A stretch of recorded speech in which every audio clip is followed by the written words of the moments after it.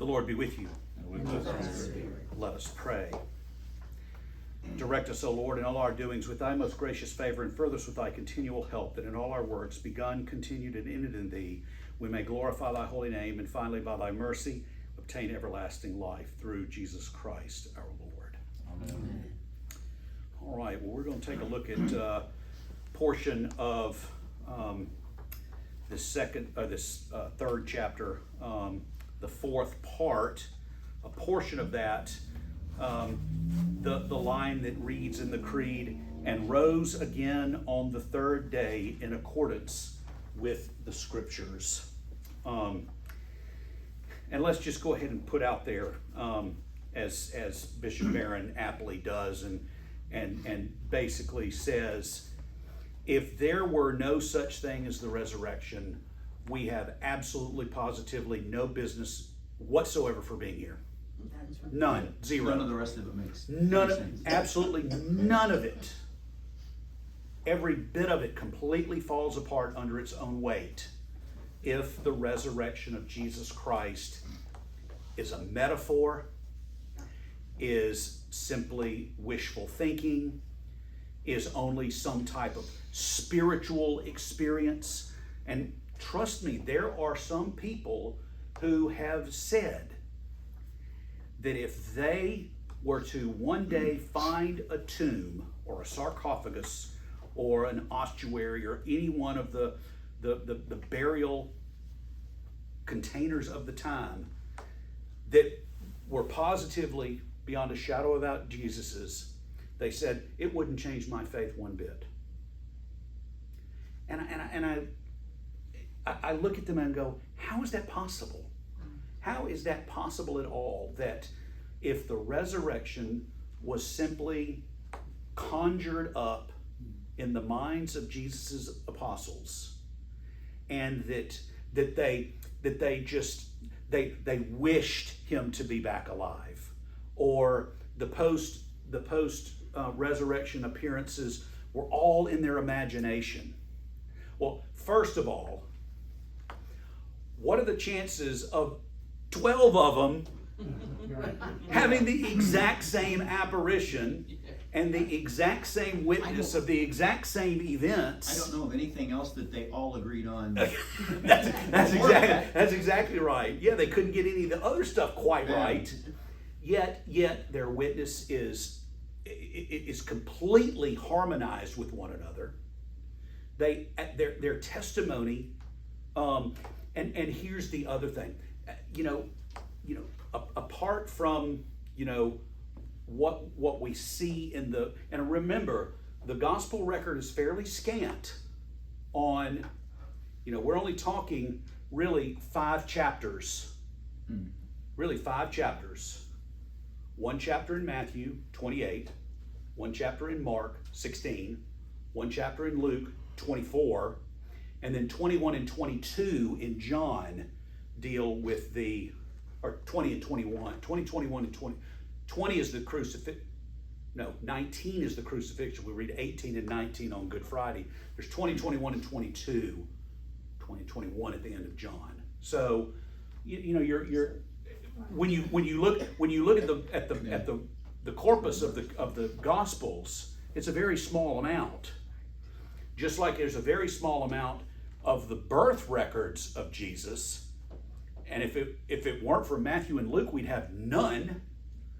We would have 0 record of Jesus's incarnation. But as Bishop Barron says, and I think that this paragraph is so telling when he says, but if Jesus didn't truly rise, then his claims to be speaking and acting in the person of God would be invalidated. And if these are invalidated, then the talk of incarnation is invalidated. And if the incarnation does not hold, then the dogma of the Trinity falls away. And if the Trinity collapses, all speech about the Holy Spirit is negated.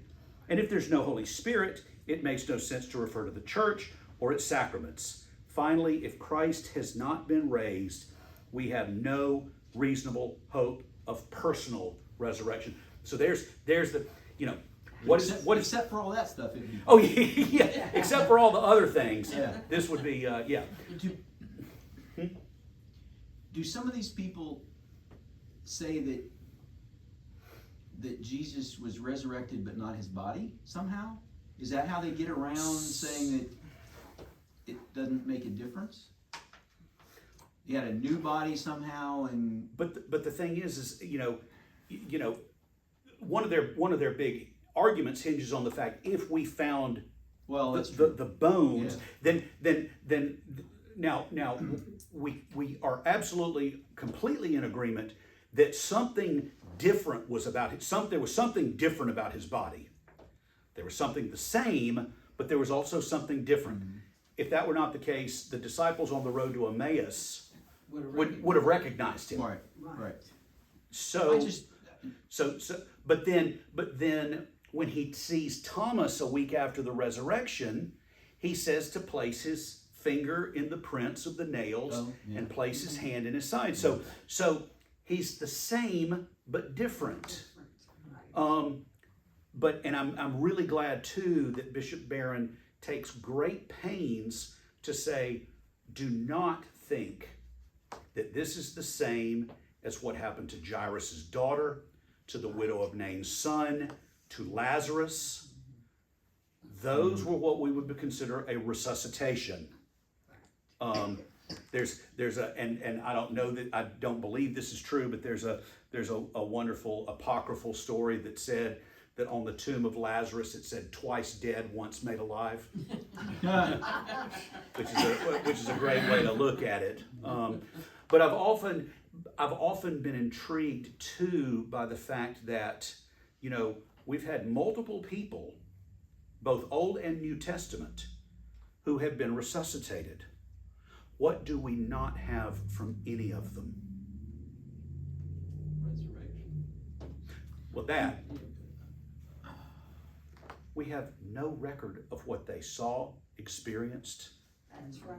At all. Isn't that it? And of all people, you would have thought, how much he loved Lazarus. Right. One would have thought that we would have had, the Epistle of Lazarus or the Gospel of Lazarus, that, that where he recounts. I have a theory, and it's purely a theory. I have a theory that Lazarus went through the rest of his life saying, for me to even speak what I experienced would be complete and utter nonsense. And it would be vulgar for me to even presume to try and put words on what I experienced. I mean, that's why John has so much trouble. And Paul too, being caught up into the third heaven, whether I was in the body or out of the body, I cannot tell. God knows, and and all of the things. And have you ever noticed how many times in the book of Revelation when John says, and I saw this, and it was like, Yes. And it was like, Yes. it was like a jasper or a sardine stone. It was like emerald. It was like, crystalline glass. Because I mean, all you're doing is trying to put temporal words and explanations on things that are eternal, and you can't do it. It's an absolute impossibility. Trying to describe the indescribable. You are trying to describe the indescribable. That's exactly right. Perfect way to put it. And again, it would almost be obscene to try and do such a thing.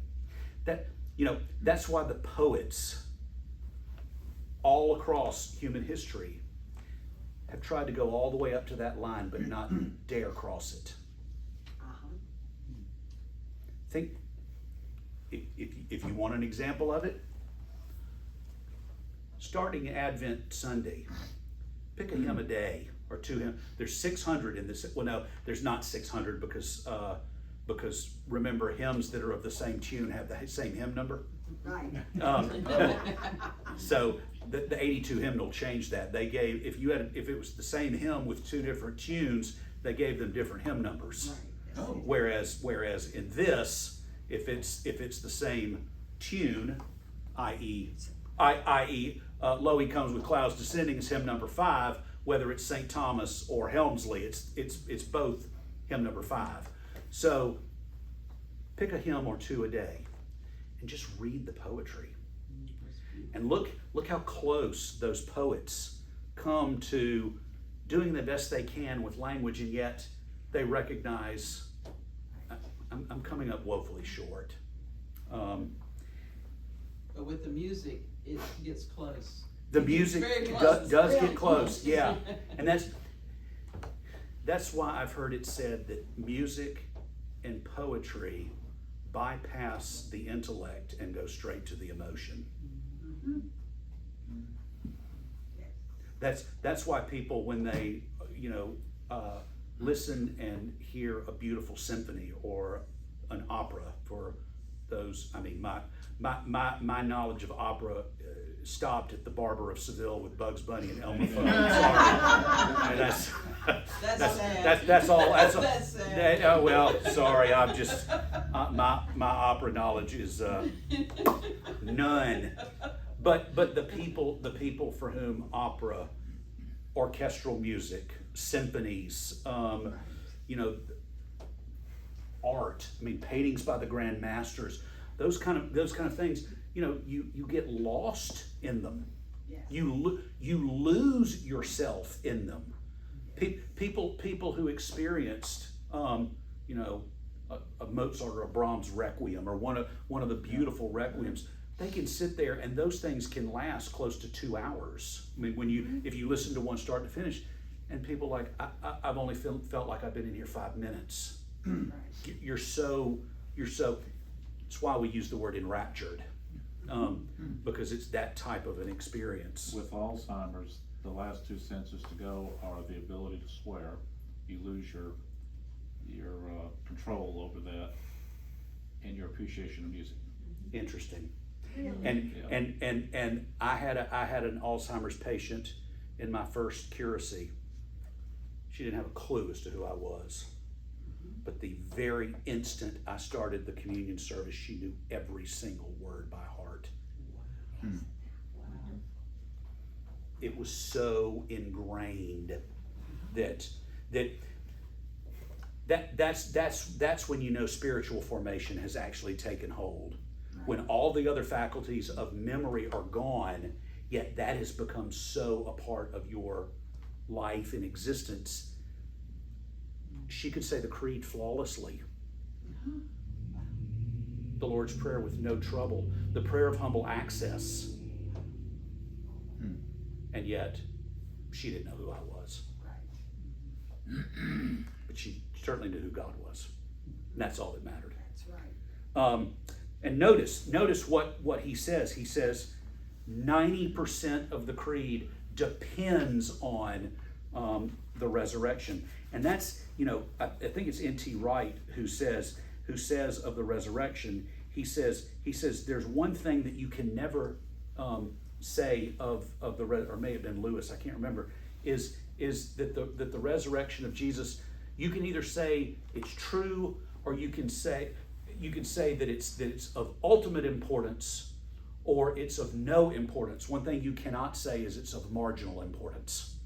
Right. If it's of supreme importance, then you have to give your life to it. If it's of no importance, you've completely rejected it outright. But you cannot say that it's of marginal importance, because if you do, then what you are going to say is, I have absolutely no respect for anything that has happened in the last 2 millennia. Because Christianity has influenced everything culturally, especially in the West.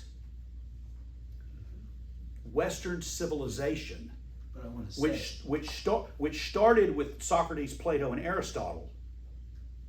Those are the fathers of and Virgil and Ovid and the other epic poets. But then everything turns and hinges on the resurrection. What were you going to say? But the person says they wants to say they believe, even if they reject. I mean, they can't really, but they want to feel like they do. Well, if they reject the resurrection, they reject the rest of the New Testament. It's Right. all out. It's all Yeah. out the window. And then at that point in time, go grab your New York Times and your Starbucks latte. That's all you got. And the only other thing you've got is eat, drink, and be merry. For tomorrow we die. I got to grab all the gusto. Then life becomes a zero-sum game. If you get something, that means I'm gonna miss out on something. Therefore, you become, I'm brush you aside. I could write you off, because if I write them off, that's one less person I have to compete with for all the goodie in this life. That's what's at stake here. And what do we ultimately collapse into? Marx and Nietzsche said it. We collapse into nihilism. It's where we are. It's where we are as a society. I mean, think about it.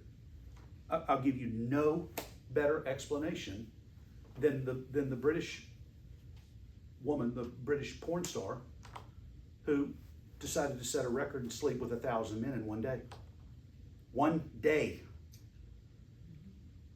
And then brags about it and then says, well, I've hit that plateau. I might as well go for more. With no compunction whatsoever. None. And she thinks, oh, well, that's what a societal collapse and a completely nihilistic, materialistic worldview buys you. That's what it gets you. Remarkable.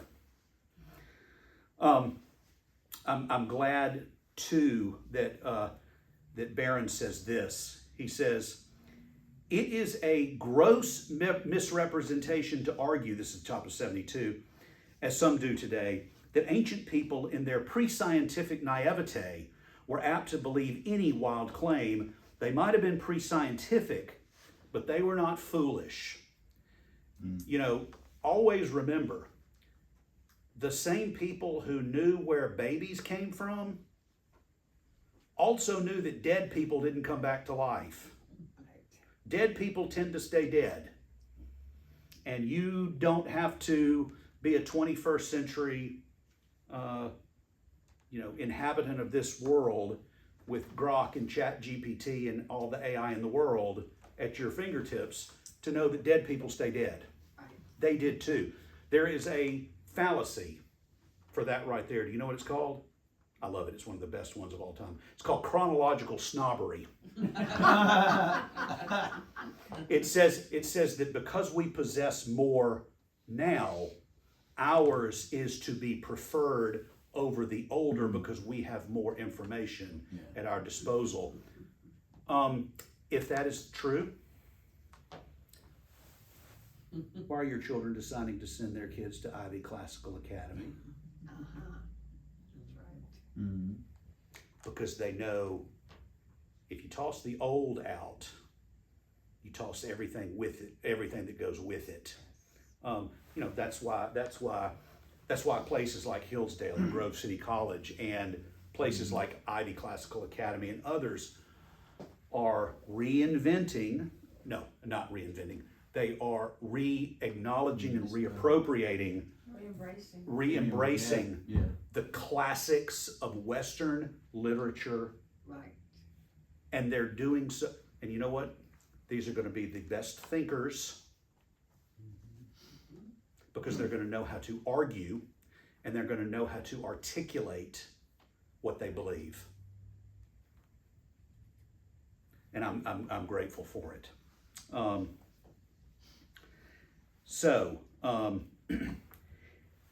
What did you make of this quote or this assertion where about the Danish philosopher Soren Kierkegaard, who said the purpose of Christian theology is to make Christianity hard to believe? What did you make of that sentence?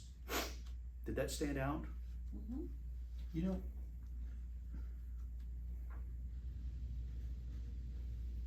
What's your think about that. You think about,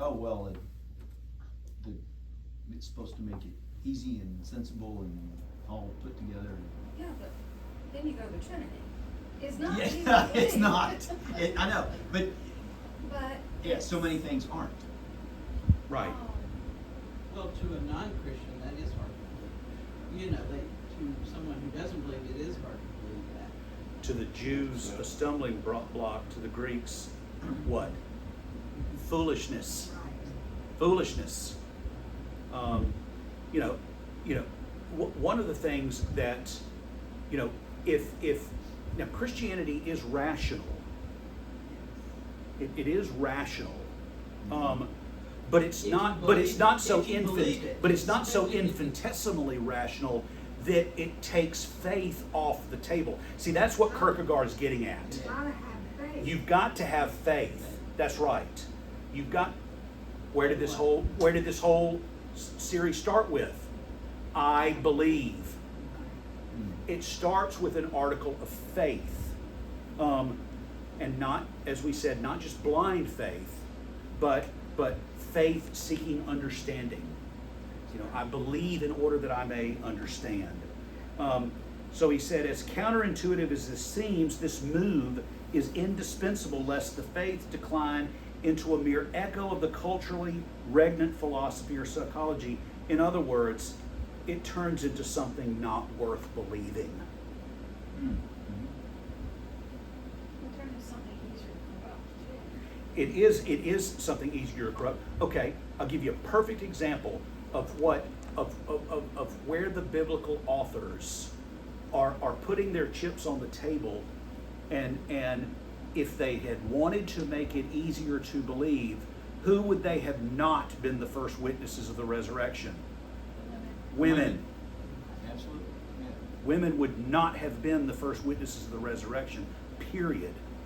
Did you know that their witness in court was not considered to be reputable or valid? Sorry, ladies. Unfortunately, that's the way it was. Huh? Unless it was Pelosi. Yeah. Or the honest. And there are some who still should not be believed, but that's an That's argument for individual, another not day. gender-based. Yeah, that's right. Yeah. So following the lead of Tom Wright, N.T. Wright, and many others, I would like to get at the resurrection through a sort of via negativa, delineate, What it's not. what it's not. First, how it should not be understood. There are numerous texts in the Old Testament that record death as simply the end. Full stop. Death is the end. And then you enter into the abyss of, I couldn't think of anything more horrifying than dying and feeling like you're falling forever. That seems to me to be a deeply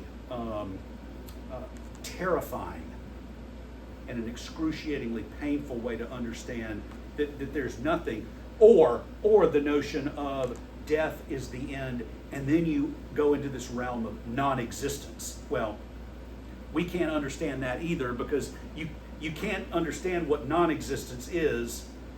You can't say the opposite of existence. We could postulate it, but we have no way to throw anything out that makes any sense. As we saw, there are other texts that speak of the existence of a shadowy Sheol.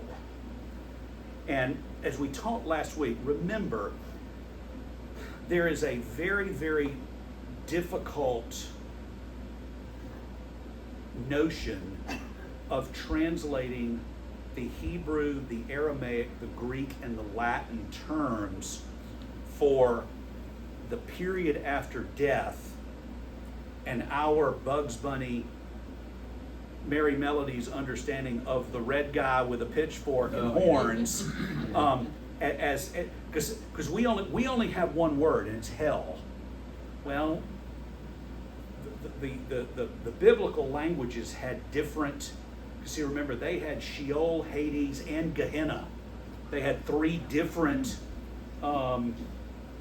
understandings that were floating around that we in all of our scriptures translate as hell, which is not exactly the same thing. So we would have to now's not the time to investigate all that, but it's, but just know that that's out there. This shadowy Sheol, a place of virtual non-existence. And see, he uses the word non-existence there, but you're operating under the mentality of how do you define non-existence? That's not an easy thing to do. Where the shades of the dead continue in a deeply mitigated condition to be. That they simply exist, but that's it. There's no, and of course you also need a body in order to understand existence too. That's one of the key things that we're getting to. He said by the time of Jesus, a third proposition had gained wide acceptance, namely that the righteous dead would be raised bodily at the end of time in a sort of general resurrection of the dead. Think of John chapter 11 or 12, the raising of Lazarus. It's either 11 or 12. What did Martha say when she went out to go meet Jesus? Surely if you had gotten here sooner, my brother would still be alive, would not have died. And he said, Lazarus will live. And she said, oh, of course he'll live in the resurrection. Oh. Yeah. See, she's at this point in time of Jesus, there is a picture of resurrection, but it's pointing to some future date that is at this point uncertain. So Was that Jewish thinking then? yes, That was all Second Jewish Temple thinking? Jewish thinking. Yes, Okay. Second Temple Jewish thinking had begun this notion of, because they're always reading the coming of the Messiah as a second Exodus. They're always reading it through the lens of exile and return, death. See, remember, Egypt is synonymous with death. Jerusalem and the Promised Land is synonymous with life. So they have this picture of a Messiah coming back to rule from Jerusalem, to gather all the righteous together, both those who had died and those who may still be living, and live under his gracious rule forever. But it was a human rule, It was a human rule, yes. not It- a kingly rule. it was a But king- it was a- human, well, not And God remember, incarnate, obviously. remember who else are they living in light of? David. See, they're living in light of a new David. Psalm 18:51 talked about the Davidic line. He says, but nothing from this matrix of Jewish reflection on the state of the dead is adequate to what the first witnesses of the resurrection were reporting. They were reporting something very different. They were saying, this is not what we expected. This is not at all what we were thinking was going to happen. So remember too that we're living 3, 4, 5 centuries after Socrates, Plato, and Aristotle. So Hellenistic, and remember, Hellenistic means Greek thought, under the influence of Plato and the Neoplatonic, Plotinus, those kind of folks, says, following the lead of Socrates and Plato, Greek thinkers opined that the soul, given its essentially immaterial nature, remember they said the soul, the psyche, was what was the real you, and the real you could be separated from the body and still be the real you. So and that was a soul type thing. Yes, Yeah. yes. See, they have no problem with a disembodied soul. They have no problem because, and in some ways it's really easy to understand how they got to thinking this way. Where did all the problems happen in the world that they inhabited? It was with the body. It was with the body. Wrong thinking that led to wrong actions, wrong desires, wrong inclinations. So they said, and they would, and this soul, this immaterial nature soul would survive the death of the body and go happily enough to a realm more agreeable to it, away from the particularity and changeability of matter. I can understand how they got there. I really can. That it's easy to understand how they would posit such a belief system. Even more influential from Plato was the great epic poet Homer, whose account of life after death profoundly shaped the thinking of both ordinary people and the sophisticated class. In the accounts of the afterlife state of Achilles, Patroclus, and others, the dead live in a realm not unlike the Sheol of the Old Testament. Within a Roman cultural context, on the more popular and political level, we encounter the expectation of deification or apotheosis.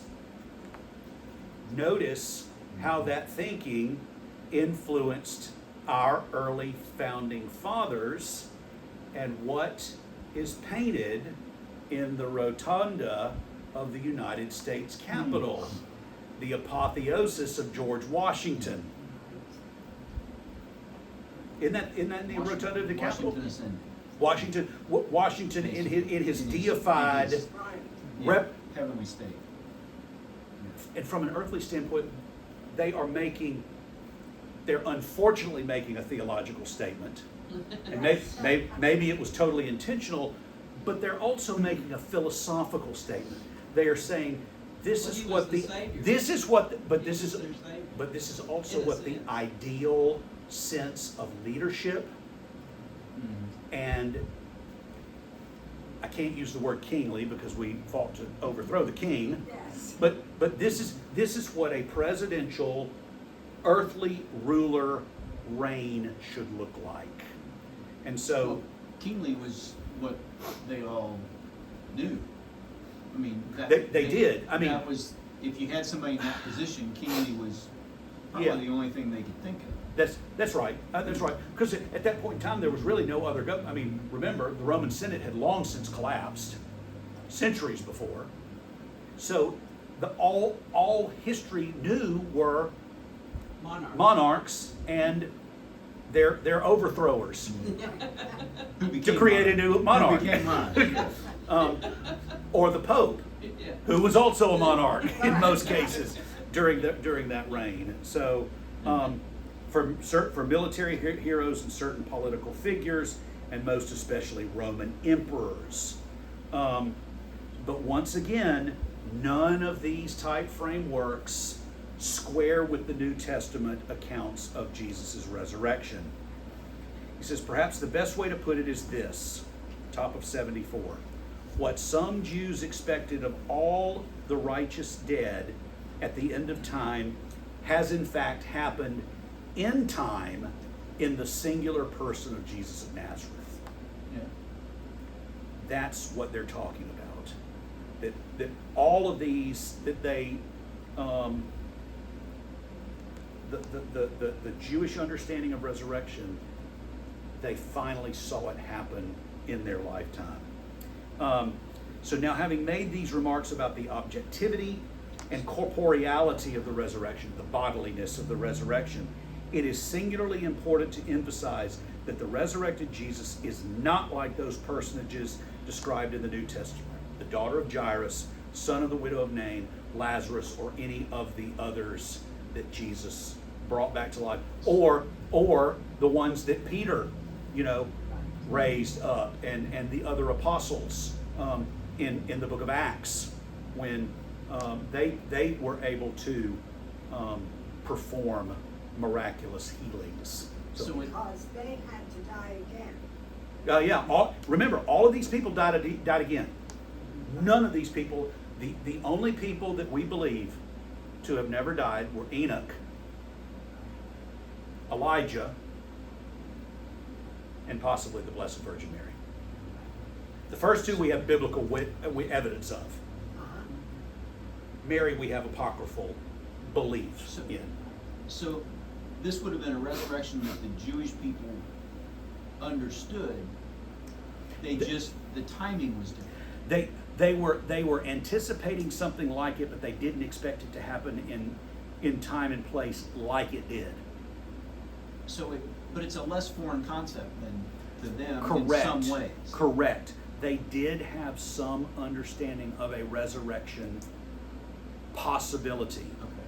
Now, did they have a highly thought out and developed theology around it? No, they did not. But No, they did not. The Sadducees believed in afterlife. No, the Sadducees did not believe there was no resurrection. Which Oh, Sadducees. Oh, okay. which I've never figured out. that's good. Actually. Why was it the Sadducees that asked him the question about the woman with all the husbands when they don't believe in the When they don't think resurrection, and there's they turn around and go, in the resurrection, whose husband, Yeah. whose wife will she be? In this resurrection that That's a odd isn't going to be. Yeah, hey, Jesus, in this resurrection we don't believe in, Yeah, who's she going to be married to in the resurrection? yeah. I mean, talk about, Just in case where you need to have your. Well, That's- or unless they are figuring his answer will jive with their belief that there isn't one because I because think it can't be the Was way it a you trick say. question? Because, it, yeah, I think it was I think absolutely. I maybe. think it was absolutely a trick question.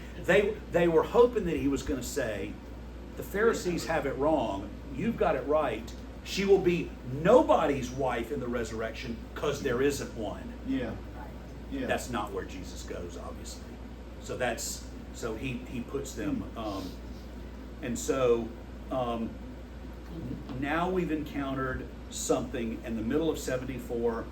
He says it perfectly when he says, though the risen Christ is, in one sense, the same Jesus that walked the hills of Galilee, died on a Roman cross outside Jerusalem, in another sense, he is transformed, strange, and not entirely of this world. He never was. And again, we have to also read this from the standpoint of he can't be of this world because he's the creator of the. If he's part of this world, then he can't save us from anything. His divinity is gone. That's right. He's Yep. still God the Son. That's right.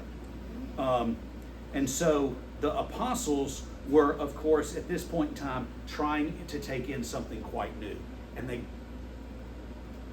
You can't fumbled. wrap your head No, around you that. can't wrap your head around You it. can't. So Especially in their mindset, that was just like, had to be just jumbling their thoughts, You wouldn't constantly. drink with them.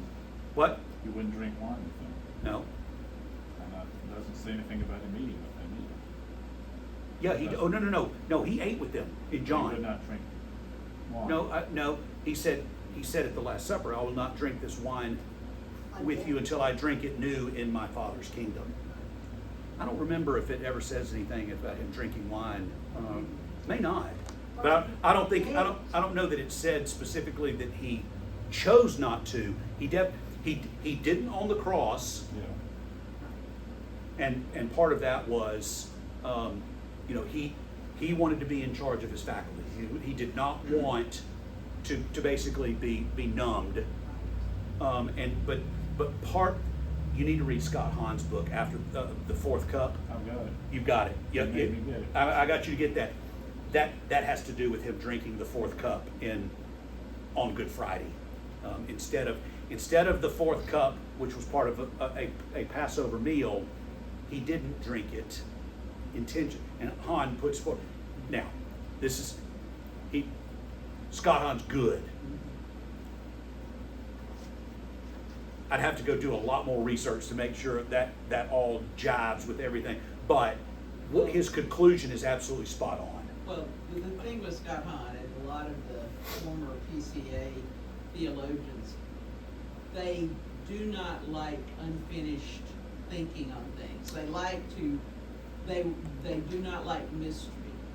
They've got to give an answer for everything. Which is why Presbyterianism in some ways is a very dogmatic Yeah, because it has to have an answer. branch of Christianity, because it is. has to have an answer, and I I mean, I He's love wanting to Scott tie Hahn. every- I mean, he's a brilliant guy, Bro, but he's a genius. But he does still have that tendency to make everything fit and Yeah. have an answer for everything. And Yeah, agreed. sometimes you just can't. And that's where in many But I mean, cases. I think his book is really good. I think his book is really good. Yeah. And that's where our Eastern brethren are, in many cases, they're spot on in letting us live in the mystery. Yeah, they're very Letting us much rest more- in the mysterion. They're okay with that. We don't have to have everything tied up in a neat package with a nice bow on top. And he's exactly right when he says, without the apparitions of the risen Jesus, resurrection faith never would have emerged. Period. If he had not appeared to his disciples and others in the 40 days after the resurrection, this whole notion of resurrection talk and resurrection theology would have never happened. Period. End of discussion. We probably would not be here today if that had not been the case. How many did he appear to? 500? Some had said he appeared to 500. Paul said that. It was in, I think we just heard that last Sunday. We just heard that last Sunday in the epistle. And last of all, he appeared to me as one born out of due time, not least to be called an apostle. Yeah, yeah. So if the body of the Lord were still in a sarcophagus in the garden adjacent to Calvary, no number of appearances would have convinced a first century Jew that Jesus had risen from the dead. Again, that's chronological snobbery writ large. I mean, if his body were still in the tomb, there is no way, if Peter and John that would have been exposed. Yeah, if Peter and John had run to the tomb and said, ladies, He's still here. he's right there. He's right there. Who do you think you saw? But remember, John takes great pains to say they saw the burial cloths and the napkin that was laid about his head placed apart from where the body had lain. Clearly, some somebodies saw exactly where he was buried and knew exactly where it was. Otherwise, in Luke, we wouldn't have had the soldiers go to the religious authorities and say, hey, he talked about this resurrection business, and you know what? If his disciples go and steal the body and then say he's resurrected, we've got an even bigger problem on our hands. So go, make the tomb secure and place my seal on it. In other words, stamp it. Don't go in under penalty of death. And let me tell you, those centurions guarding it absolutely would not have made something up, because they knew their neck was on. Oh, yeah. They probably went into hiding They immediately. probably died anyway. They probably did. Yeah. Unfortunately. Yep. So, Going all the way, but we were there. Nobody went in. We promised. but the notion of grave robbery was common. So, and that works partly into that part of the narrative, that they knew that grave robbers were, but especially since there was talk of resurrection. And there was enough talk about resurrection in people's understanding that they were scared of it. That they were going to make sure that the apostles weren't going to stage this thing and make it look like he had been resurrected. I mean, all of that is very logical thinking. Absolutely. I mean, Absolutely. Totally logical. Yep. In their minds. That's exactly right. I mean, in my mind, it would be logical. Yeah. Anybody's mind, it would be logical. Yeah. Let me sum up with these last few things. We have the multiple understandings of what has happened. First of all, the resurrection proves that Jesus is Israel's Messiah and the culmination of the story of salvation. Second, that the resurrection provides an entirely new interpretive lens for understanding the cross. It gives us hope in the midst of death. Remember, we live in the sure and certain hope of the resurrection to life everlasting. The power of God is greater than the power of Caesar, the power of Rome, greater than everything else. And remember, the beauty of the cross and the beauty of the resurrection, Jesus could have berated every single one of his apostles for denying him and abandoning him. And instead, he gives them the ministry of reconciliation and forgiveness by saying his first words to them is, "Peace I give to you. Peace be with you." And that you talk about a term in Hebrew that's loaded with meaning. That one is huge in the Old Testament. Shalom. Shalom, peace. So it would have, I mean, I've heard it has so many It has facets. layers of meaning, I The, guess. the bulk of it means everything is right between God and man. It's not a synonym for atonement, and I'm talking about atonement being at one-ment. But remember what did Bishop Barron say in I think it was either in the Mass or the Priest Prophet King, where he talks about what does the root word of reconciliation mean? What were the cilia? Eyelashes. Oh, yeah. Eyelashes. Yeah. Remember, he said reconciliation is being able to see eyelash to eyelash. You're able to see one another again. Oh, Yeah. Oh. Remember, he talked I about forgot that. Yeah. Yep. Yep. And he says it sums up the hope of Israel and the intention of God toward his people and toward the entire creation. Everything has been put to rights. That's what shalom means. A third is that it proclaims the kingship of Christ to the world. And I love this line at the top of 78 where it says, if Jesus had not been risen from the dead, Pilate's mocking sign would have remained one more affirmation of Roman power, but given the resurrection, it became the first act of evangelization. And remember, the word euangelion in Greek, where we get the word evangelism, is basically, think Paul Revere. You know, blaring out news to the people. Now, Paul Revere's news wasn't good, but it was.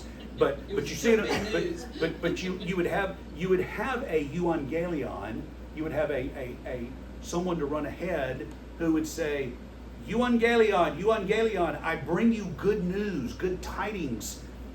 Caesar has, amassed a great victory, or he has conquered an enemy or whatnot, and the church uses that for the opening line of the Gospel of Mark, the beginning of the good news of Jesus Christ, the Son of God, the word euangelion. Fourth, the resurrection demonstrates that the sacrifice of the cross had been accepted.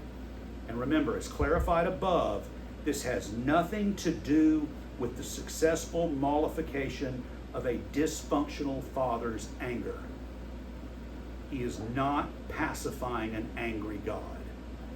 Contrary to what Jonathan Edwards, sinners in the hands of an angry God. Yeah. Yeah. For if Jesus had simply stayed in the tomb, this path would not have opened up, and his sacrifice would, of course, been a meaningless gesture. And finally, the resurrection of Jesus from the dead indicates as dramatically as possible that God has not given up on his creation, and that his intent is to bring all of it, even lowly matter, to a glorious state of being. Finally, biblical salvation always involves the body. Interesting that John Paul II's great magisterial work dealing with love between a man and a woman is called Theology of the Body.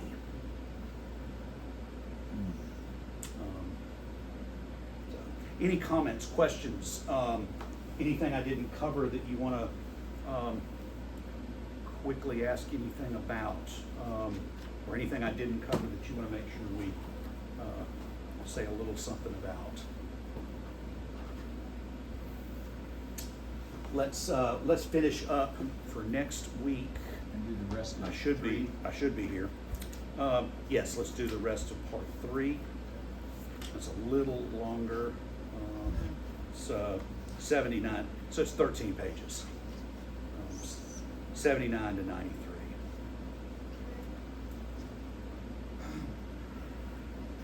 This is loaded, isn't it? Isn't it loaded? Yep. It is loaded. The Lord be with you. With thy spirit. Let us pray. Keep watch, dear Lord, with those who work or watch or weep this night. Give thine angels charge over those who sleep. Tend the sick, Lord Christ. Give rest to the weary. Bless the dying. Soothe the suffering. Pity the afflicted. Shield the joyous. And all for thy love's sake. Amen. Thank you. Thank you very much.